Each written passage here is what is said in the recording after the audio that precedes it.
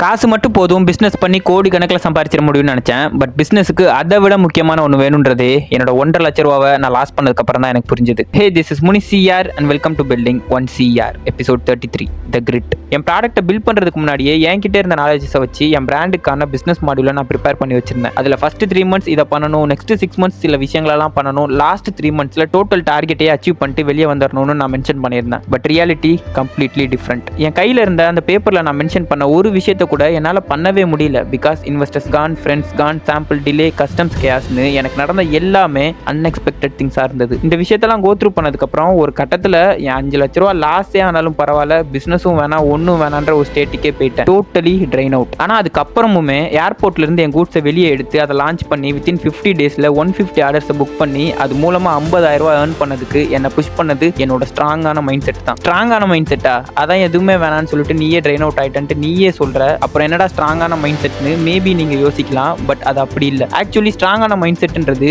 எவ்வளோ அடி வாங்கினாலும் இரும்பு மாதிரி இருக்கிறது கிடையாது.